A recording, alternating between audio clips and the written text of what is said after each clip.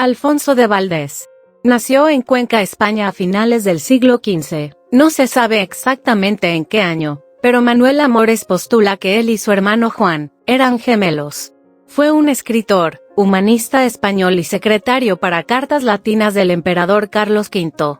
Alfonso de Valdés fue uno de los grandes valedores de las teorías filosóficas propugnadas por Erasmo de Rotterdam dentro del Imperio Español. De Valdés trabajó en la Cancillería Imperial y medió entre protestantes y católicos. Publicó títulos como El diálogo de las cosas acaecidas en Roma, que levantó las iras del Papa, y, tras su muerte, se le atribuyó el diálogo de Mercurio y Carón. Fue el sexto de los 12 hijos de Fernando de Valdés, regidor de Cuenca, y de María de la Barrera, de familia judía conversa. Era hermano gemelo de Juan, autor del diálogo de la lengua. A su tío materno, Fernando de la Barrera, capellán de la iglesia de San Salvador de Cuenca, la Inquisición lo acusó de ser judío relapso, y lo condenó sin pruebas a ser quemado. Lo mataron en diciembre de 1491. Tanto a su padre, de abuela paterna conversa, como a su hermano mayor, Andrés, los procesaron más tarde por fautoría de herejes, es decir, por oponerse a la actuación del Santo Oficio. Les impusieron la mínima pena, una multa con vergüenza pública. Baltasar Castiglione, nuncio del Papa, que escribió a Alfonso de Valdés una feroz carta a propósito de su diálogo de las cosas acaecidas en Roma y de su ataque al Papa. Los primeros datos que tenemos sobre la vida de Alfonso son 3 cartas que escribe en 1520 desde Bruselas, a Quisgrán, y, en 1521, desde Worms, en la corte del emperador. Se las dirige al que seguramente fue su maestro, el humanista Pedro Mártir de Anglería. Desde entonces hasta su muerte está al lado del emperador desempeñando cargos en su cancillería. Mercurino Gattinara, el gran canciller, fue su apoyo en la corte. Se cartea con Erasmo, al que admira profundamente, y cuya doctrina divulga en España e inspira su obra, además de con otros humanistas europeos.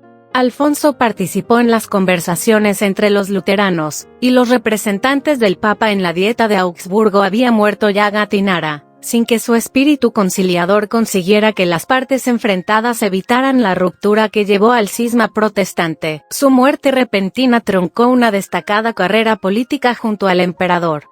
La correspondencia oficial con su nombre, y la que se conserva entre el escritor y sus amigos, desde Erasmo a Maximiliano Transilvano, Pedro Juan Olivaro, Juan Dantisco, el obispo de Culm y embajador de Polonia, van dando fechas y lugares en la vida de Valdés. Está con la corte en los Países Bajos en 1520 y 1521, desde 1522 a 1529 en España. En 1529 fue con el emperador y la corte a Italia, en Bolonia. Gattinara recibió el cardenalato, y Clemente VII coronó al emperador el 24 de febrero de 1530. Participó en las conversaciones de la Dieta de Augsburgo. Escribió desde esta ciudad al cardenal de Rávena, Accolti, desde julio a septiembre de 1530, y la relación de lo que en las cosas de la fe se ha hecho en la Dieta de Augusta, en septiembre de 1530. Luego estuvo con la corte en Colonia, Bruselas, Gante, Bruselas, Ratisbona. Se conservan cartas de Valdés desde esta ciudad de octubre de 1531 a septiembre de 1532, Passau y Viena, donde murió. Sus 2 obras, El diálogo de Lactancio y Un Arcediano, más conocido como Diálogo de las cosas ocurridas en Roma, y El diálogo de Mercurio y Carón, son discursos en los que defiende la política del emperador Carlos V y ensalza el pensamiento erasmista, erasmismo, antes de que esta corriente pase a ser censurada en el medio siglo siguiente. Son alegatos políticos que incluyen numerosos documentos de la Cancillería Imperial. Su ideal cristiano y erasmista abarca todos los aspectos de la vida, todas las jerarquías y todos los estados de la sociedad. Su anhelo reformador y su pensamiento utópico le hicieron expresar que su pretensión era hacer un mundo nuevo. Así, en el diálogo de Lactancio muestra su visión del destino del mundo, que tiene como centro a un emperador y un papa espirituales que deben gobernar al pueblo de Cristo. En el diálogo de Mercurio y Carón insiste básicamente en las mismas ideas, denuncia las actitudes extravertidas de los eclesiásticos en el mundo temporal, Critica la religiosidad extrema e intolerante, y señala como imperio ideal al que tiene como propósito la fraternidad de todas las naciones cristianas, regidas por un emperador. Estos discursos emplean la prosa vehemente que exigía la proximidad de los hechos narrados. Aunque nunca exenta de recursos retóricos, prodiga las fórmulas coloquiales para aligerar el diálogo. Tras un breve noviazgo que se había iniciado en la villa marinera de Candás, donde pasaba unas vacaciones con Leopoldo Alas, el 4 de octubre de 1883, el mismo día en que cumplía 30 años, se casó con Luisa Maximina Prendes Busto, una joven gijonesa que moriría al año y medio de matrimonio, dejándole un hijo y un recuerdo permanente que trasladaría posteriormente a una de sus novelas más emblemáticas, Maximina en 1887. Tras el fallecimiento de su esposa, Palacio Valdés abandona la llamada vida literaria, el mundo de las tertulias, los salones y los teatros, y se dedica de lleno a su obra narrativa. En poco más de 2 décadas, en el espacio que media entre 1881 y 1903, publica el grueso de su obra novelesca, entre las que deben anotarse un buen número de obras muy significativas en el panorama literario de la época y en la trayectoria de su autor, Marta y María en 1883, Riverita en 1886, El Cuarto Poder en 1883, La Hermana San Sulpicio en 1889, La Espuma en 1891, La Fe en 1892, El Maestrante en 1893, Los Majos de Cádiz en 1896, La Alegría del Capitán Ribot en 1899 o La Aldea Perdida en 1903. Con la publicación de esta novela, en la que su autor parece dar un quiebro a su evolución y se replantea, con un acercamiento al horizonte modernista, algunos de sus procedimientos estilísticos y, sobre todo, con la aparición 3 años más tarde de Tristano el Pesimismo, en la que reafirma las perspectivas ideológicas y estilísticas de La Aldea Perdida, Palacio Valdés, que ya ha pasado la frontera de los 50 años, y ha contraído matrimonio en segundas nupcias tras un periodo de convivencia extramarital de 8 años, decide abandonar la narrativa, en la que sin embargo volverá a recaer con obras menores, como Santa Rogelia en 1926 o Sinfonía Pastoral en 1931, alternándolas con libros de distinto calado e intención, como su autobiografía infantil y juvenil, La novela de un novelista en 1921, o su libro de recuerdos y reflexiones literarias, Testamento literario en 1929, en el que resume sus puntos de vista sobre el arte literario, que previamente había desplegado en algunos artículos y prólogos a sus propias novelas. De este periodo último son también los 3 libros que integran el ciclo del Doctor Angélico, una miscelánea, y 2 novelas en los que su autor, a través de la ficción, parece darnos algunas claves autobiográficas en las que domina el pesimismo junto a una nostalgia que generalmente se acentúa con el humorismo que de siempre ha caracterizado a su autor.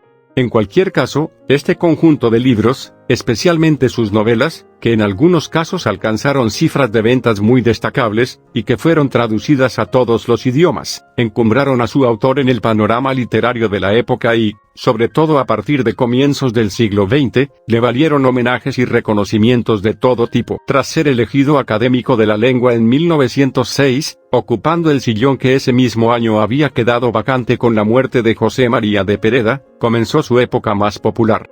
Ese mismo año los universitarios de Oviedo le rindieron un homenaje en el Teatro Campo Amor en el que participaron figuras como Unamuno, Fermín Canella o un entonces jovencísimo Ramón Pérez de Ayala. A partir de son numerosos los homenajes que en distintos lugares se le rinden: Marmolejo, Valencia, Madrid. Y, cómo no, su pueblo natal, La Viana, que inaugura una avenida denominada Palacio Valdés, y Avilés, que rotula con su nombre una de sus más emblemáticas calles, y que inaugura un teatro llamado precisamente Teatro Palacio Valdés en 1920, momento en el que se le condecora con la Orden de Alfonso X. La capital asturiana, Oviedo, le nombra hijo adoptivo, al igual que Sevilla, agradecida por haberla elegido como escenario de una de sus novelas más populares, La Hermana San Sulpicio, de la que se han realizado hasta 3 versiones cinematográficas, las 2 primeras de ellas, una muda de 1927 y otra sonora de 1934, con Imperio Argentina como protagonista. El cine, a pesar de las reticencias iniciales del propio Palacio Valdés, ayudó a popularizar sus obras, que se han versionado hasta en 13 ocasiones. Esta fama y reconocimiento que llegó a conocer en nuestro país tuvo su correlato también en el extranjero. Llegó a decirse en la época que era más conocido fuera de nuestras fronteras que en España, y que el propio Palacio Valdés escribía con tal objetivo, especialmente en los Estados Unidos y en Francia, donde desde 1908 pasaba parte del año, especialmente los veranos, en un chalet denominado Marta y María en recuerdo de una de sus primeras novelas en la localidad de Cabreton, en las Flandas, y donde compartía tertulia y amistad con significados escritores de la época, como Paul Marguerite. Con motivo de la Primera Guerra Mundial, fue enviado por el diario El Imparcial como corresponsal a París, desde donde envió una serie de crónicas de sentido carácter aliadófilo que posteriormente serían recogidas en el libro La Guerra Injusta en 1917. Fue 2 veces nominado al Premio Nobel, en 1927 y 1928, aunque en el primero de estos años, a pesar de la campaña mediática e institucional que se desplegó a su favor, su candidatura llegó fuera de plazo, y no fue considerada por la Academia Sueca, que al año siguiente sí la tuvo en cuenta, aunque finalmente otorgara el premio a la noruega Sigrid Undset. Pero no todos fueron luces en estos años finales de su vida. Mientras se le homenajeaba en distintos ámbitos y lugares, como hemos visto, su vida personal sufría distintos reveses. En enero de 1920 moriría su nuera. 2 años más tarde, su único hijo, quedando al cuidado del novelista las 2 hijas de este. El propio novelista hubo de superar una grave enfermedad que hace temer por su vida durante meses, y un accidente que le mantiene imposibilitado, y le obliga a utilizar bastón durante años. Todo ello, acompañado de la enfermedad de su esposa, que le produce no pocos contratiempos. Sin embargo, supera todas estas adversidades personales y se adentra en los años 30 con cierto optimismo, que se refleja en sus últimas obras, sobre todo, en Sinfonía Pastoral, hasta que, en el Madrid cercado de la Guerra Civil, víctima de las privaciones inherentes a las condiciones del cerco y de su propia edad, 84 años, fallece el 29 de enero de 1938. Sus restos fueron depositados en el cementerio de la Almudena, de Madrid, hasta que, en 1945, cumpliendo la voluntad del novelista, fueron trasladados al cementerio de la Carriona, en Avilés, donde reposan bajo un hermoso monumento funerario del escultor Jacinto Higueras.